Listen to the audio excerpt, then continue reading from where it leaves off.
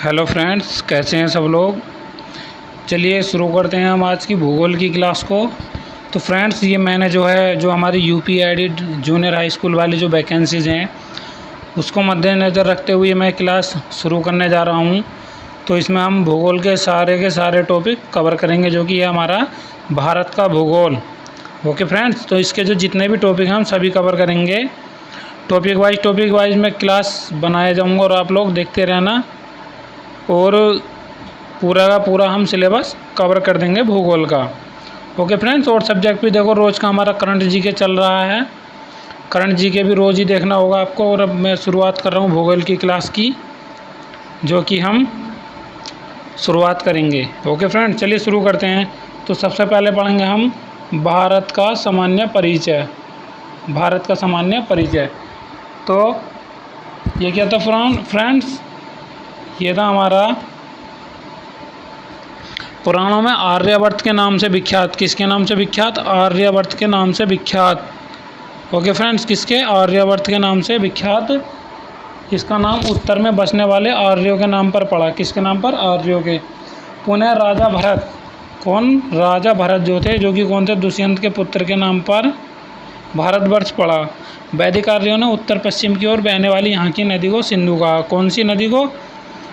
जो यहाँ पे बह कर रही उसे सिंधु नदी कहा। ओके फ्रेंड्स, जिसे ईरानियों ने हिंदू कहा। इसी आधार पर भारत देश को हिंदुस्तान कहा गया। इसी प्रकार यूनानियों तथा रोमियों ने सिंधु को क्रमशः इंडोस और इंडस, इस क्षेत्र को इंडिया कहना प्रारंभ किया। ओके फ्रेंड्स, भारत विविधताओं का देश। भारत एक विशाल देश है। यह श्रीलंका से 45 गुना, श्रीलंका से कितना? श्रीलंका से हमारा 45 गुना, इंग्लैंड से 12, जापान से 8, पाकिस्तान से 4 गुना बड़ा है। जबकि संयुक्त राज्य अमेरिका का एक तिहाई, संयुक्त राज्य अमेरिका का 1/3 तथा रूस का 5वां भाग है। इस प्रकार 32,87,782 वर्ग किलोमीटर क्षेत्र।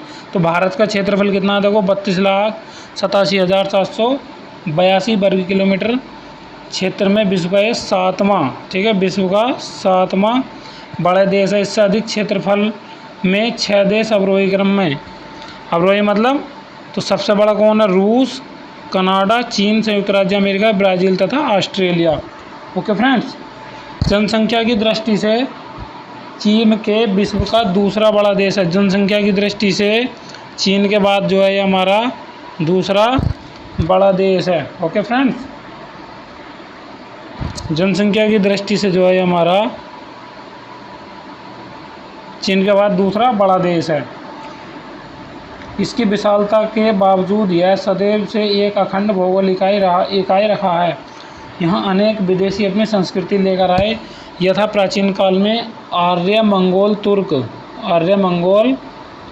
हूण आदि स्थलीय भाग से होकर आए, जबकि मध्यकाल में ज़्यादातर विदेशी जैसे अंग्रेज, डच, पुर्तगाली आदि दक्षिण जलीय भाग से होकर भारत आए।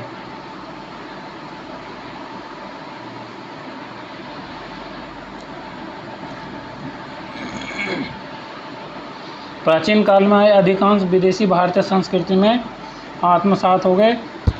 प्रोफेसर डोवलबैक ने ठीक ही कहा है कि भारतीय संस्कृति एक विशाल महासागर के समान है, जिसमें अनेक दिशाओं से विभिन्न जातियाँ और धर्म रूपी नदियाँ आकार विलीन होती हैं। वर्तमान युग में इसी तरह से विशेषताओं को बहुत हद तक अमेरिका धारण करता है। यही कारण कि इसे मेल्टिंग पॉट, क्या कहते हैं इसको? Melting pot. क्या कहते हैं फ्रेंड्स इसे? मेल्टिंग पॉट जैसे विशेषणों में अभिहित किया जाता है। भारत अनेक विभिन्नताओं वाला देश है। यहाँ किसी भी अन्य महाद्वीप की अपेक्षा अधिक विविधता मिलती है। यहाँ प्राचीन आर्कियन युग से लेकर आज तक की नवीनतम चट्टानें एवं पर्वत श्रेणियाँ पाई जाती हैं। विषुवत रेखा से लेकर ध्रुवीय जलवायु, वनस्पतियाँ, मिट्टी आदि पाई जाती हैं। विश्व की सभी प्रजाति, धर्म, विचार तथा विविध मानवीय क्रियाकलापों में संलग्न लोग यहाँ निवास करते हैं। तभी तो विद्वानों ने इसे उपमहाद्वीप की संज्ञा दी है। किसकी संज्ञा दी है हमें फ्रेंड्स? उपमहाद्वीप की। ओके फ्रेंड्स, उपमहाद्वीप की संज्ञा दी है, जिसके अंतर्गत हिमालय पर्वत श्रृंखला के दक्षिण स्थित भारत सहित पाकिस्तान, बांग्लादेश, नेपाल तथा भूटान आते हैं। क्रेसी यहाँ का तो कहना है कि भारत को महाद्वीप कहलाने का उतना ही अधिकार है जितना यूरोप को। Okay friends. अब देखो इसका आकृति और विस्तार के बारे में जानते हैं। भारत की आकृति लगभग चतुष्कोणीय है। कैसी है हमारी? चतुष्कोणीय है भारत की आकृति। यह पूरी तरह उत्तरी गोलार्ध तथा पूर्वी गोलार्ध के मध्य स्थित है। कहाँ पर स्थित है? उत्तरी गोलार्ध और पूर्वी गोलार्ध के मध्य है। Okay friends. तो भारत पूरी तरह से उत्तरी गोलार्ध तथा पूर्वी गोलार्ध के मध्य में स्थित है।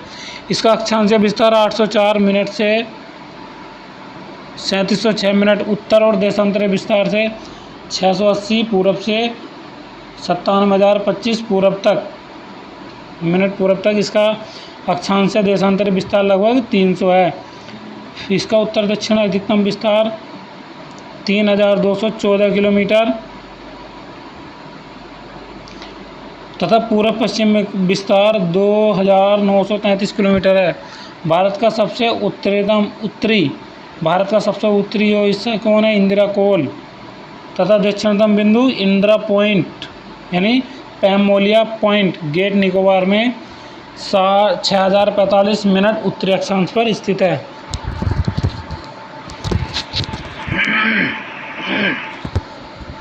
मुख्य भूमि पर सबसे दक्षिण बिंदु कन्याकुमारी के समीप। कहाँ पर? कन्याकुमारी के समीप कुमारी अंतर्द्वीप है जो भूमध्य रेखा से 876 किलोमीटर दूर है। सबसे पश्चिम बिंदु गुजरात का राजहर क्रीक। कौन सा? राजहर क्रीक। तथा सबसे पूर्वी बिंदु अरुणाचल प्रदेश का वालांगू है। भारत के मुख्य भूमि का भौगोलिक केंद्र कौन सा? हमारा नागपुर। कुछ लोग भोपाल भी मानते हैं। ये हमारा कर्क रेखा। Okay friends. कर्क रेखा जो है हमारी 231/20 उत्तरी अक्षांश भारत के लगभग मध्य से गुजरते हुए। कहाँ से? भारत के मध्य से गुजरते हुए यद्यपि इसे दो भिन्न जलवायु विशेषता वाले क्षेत्र में बांट देती है। भारत में समशीतोष्ण कटिबंधीय जलवायु तथा दक्षिण में उष्ण कटिबंधीय जलवायु पाई जाती है। तथापि उत्तर में विशाल हिमालय पर्वतमाला के कारण कुल मिलाकर यह एक उष्ण मानसूनी देश ज्योतिषवंश डब देवबद पदजल तल शुद्ध है। इसे धूप और नमी दोनों पर्याप्त मात्रा में प्राप्त होती है। ठीक है। यहाँ के करोड़ों लोगों की नियति निर्धारित करते हैं। जिस प्रकार कर्क रेखा भारत के 8 राज्यों से गुजरती है। कौन कौन से? गुजरात, राजस्थान, मध्य प्रदेश, छत्तीसगढ़, ठीक है, झारखंड, पश्चिम बंगाल, त्रिपुरा, मिजोरम से गुजरते हुए दक्षिण भागों में विभक्त करती है। उसी प्रकार 82 पूर्वी देशांतर रेखा जिसे भारत का मानक समय रेखा माना गया है। किसे माना गया है? 82 को जो भारत का मानक रेखा समय माना गया। 5 राज्यों से जाती है। उत्तर प्रदेश, मध्य प्रदेश। कौन से राज्यों से? उत्तर प्रदेश, मध्य प्रदेश, छत्तीसगढ़, उड़ीसा, आंध्र प्रदेश से होते हुए पूर्व और पश्चिम भागों में बांटती है। Okay friends. जैसा कि हम जानते हैं कि समय का निर्धारण देशांतर रेखाओं के आधार पर होता है। वृत्त देशांतरीय विस्तार लगभग 300 देशांतर के कारण भारत के पूर्वी भाग अरुणाचल प्रदेश, पश्चिमी भाग गुजरात यानी सौराष्ट्र के बीच 2 समय क्षेत्र अथवा स्थानीय समय का लगभग अंतर 2 घंटे का है। प्रशासकीय सुविधाओं सहित अन्य प्रकार की समस्याओं से निजात पाने के लिए 82 यानी 0 पूर्वी देशांतर रेखा के स्थानीय समय को पूरे देश के लिए मानक समय यानी IST इंडियन स्टैंडर्ड टाइम मानक समय होता हमारा इंडियन स्टैंडर्ड टाइम मान लिया गया। ज्ञातव्य हो वृत्त पूर्वी पश्चिमी विस्तार वाले देश कई समय क्षेत्र यानी टाइम जोन में बटे होते हैं तथा USA में कुल 5 समय क्षेत्र हैं। कितने? USA में 5 समय क्षेत्र हैं। रूस जैसे देश में 13 समय क्षेत्र। कितने? 13। जगह सीमाएं और पड़ोसी देश।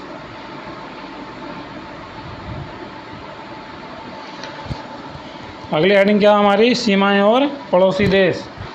Okay friends.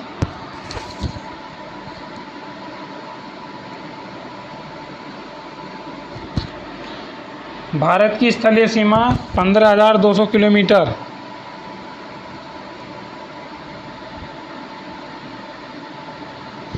भारत की स्थलीय सीमा 15,200 किलोमीटर तथा तटीय सीमा 6,100 किलोमीटर लंबी है, जो पृथ्वी की त्रिज्या के लगभग बराबर है। कैसी है?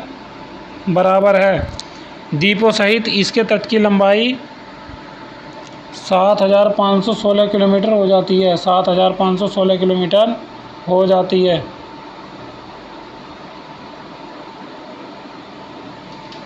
जहाँ तक पड़ोसी देशों के साथ इसके भौगोलिक सीमा का सवाल है, वहाँ पाकिस्तान, कौन हमारा? पाकिस्तान, अफगानिस्तान, चीन, नेपाल, भूटान, म्यांमार तथा बांग्लादेश सहित 7 देश के साथ बनती है, जो प्राकृतिक तथा कृत्रिम दोनों प्रकार की है। भारत के पश्चिम में स्थित पाकिस्तान एक कृत्रिम सीमा यानी रेड क्लिफ लाइन द्वारा, किसके द्वारा? रेड क्लिफ लाइन द्वारा भारत से अलग होता है। भारत के पूर्व में स्थित अरुणाचल प्रदेश की सीमा के साथ लगा चीन का भाग मैकमोहन लाइन यानी मैकमोहन रेखा के साथ निर्धारित है। उत्तर में भारत के 2 छोटे पड़ोसी देश नेपाल और भूटान हिमालय की गोद में बसे हैं। कौन बसे हैं हमारे? नेपाल और भूटान हमारे हिमालय की गोद में बसे हुए हैं। ओके फ्रेंड्स, कुल मिलाकर यह भारत का उत्तरी सीमा अर्धचंद्राकार है। कैसी है हमारी? अर्धचंद्राकार। समुद्र पार का निकटतम देश श्रीलंका है। कौन सा देश है हमारा? श्रीलंका। ओके फ्रेंड्स, समुद्र पार का निकटतम देश है हमारा श्रीलंका, जो पाक जलडमरू मध्य पाक की खाड़ी तथा मन्नार की खाड़ी द्वारा मुख्य भूमि से पृथक होता है। ओके फ्रेंड्स, मालदीव तथा इंडोनेशिया अन्य सामुद्रिक पड़ोसी देश हैं। मालदीव तथा इंडोनेशिया अन्य सामुद्रिक पड़ोसी देश हैं। कुल मिलाकर प्रकृति ने भारत को स्वाभाविक रूप से एक पृथक इकाई बनाया है। भारत के उत्तर में विशाल हिमाच्छादित गगनचुंबी हिमालय पर्वत मुकुट की तरह स्थित है, तो दक्षिण में हिंद महासागर इसके चरण को पखारता है। भारत की इन्हीं प्राकृतिक सीमाओं को देखकर प्रो चिसोल्म ने कहा, विश्व में बर्मा को छोड़कर अन्य कोई देश नहीं है जिसकी प्रकृति ने इतनी अच्छी प्रकार से परिसीमित किया हो जितना भारत को। हालांकि 1947 के विभाजन के फलस्वरूप पाकिस्तान तथा बांग्लादेश के साथ भारत के कृत्रिम राजनीतिक सीमाओं के निर्धारण के बाद प्रोफेसर चिसोल्म इस कथन की सत्यता सीमित हो जाती है। देखो महत्व पढ़ते हैं, इसका महत्व क्या है।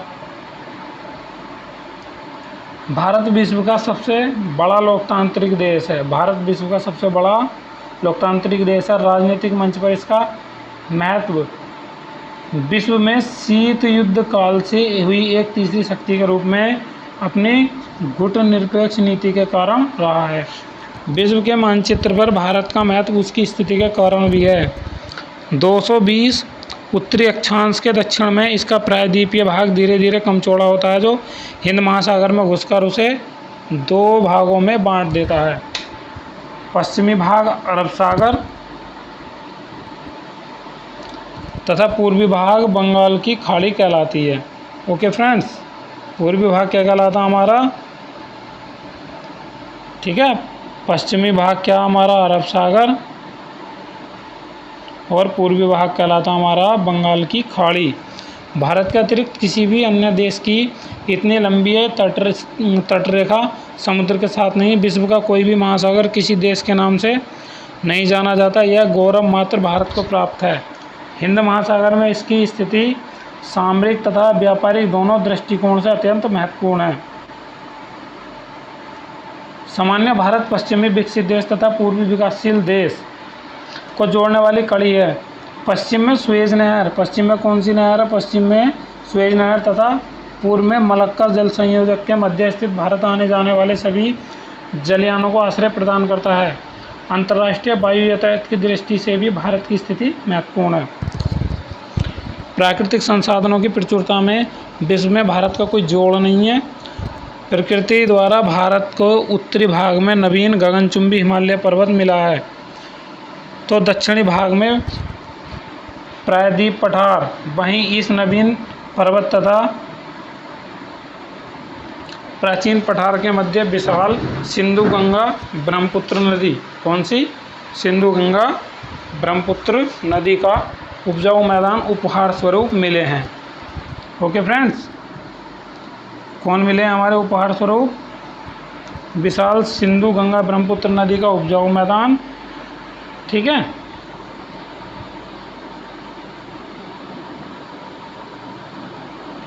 इनकी बदौलत जल, वन, खनिज, मिट्टी जैसे प्राकृतिक संसाधनों में भारत के विश्व के अग्रणी देशों में एक बन गया है। इन्हीं विपुल प्राकृतिक संसाधनों के कारण भारत को सोने की चिड़िया कहा जाता था।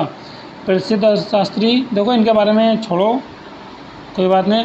तो इन आधारों पर भारत को क्या कहा गया? भविष्य का देश, लैंड ऑफ फ्यूचर। तो फ्रेंड्स, इस क्लास में हमारा भारत का भूगोल इतना ही। तो मिलते हैं हम अगली क्लास के साथ। भूगोल के पूरे टॉपिक कवर कराएंगे, इसलिए फ्रेंड्स बने रहिए हमारे साथ। हमारी वीडियो को लाइक कीजिए और चैनल को सब्सक्राइब कीजिए। सो फ्रेंड्स, थैंक यू, जय हिंद।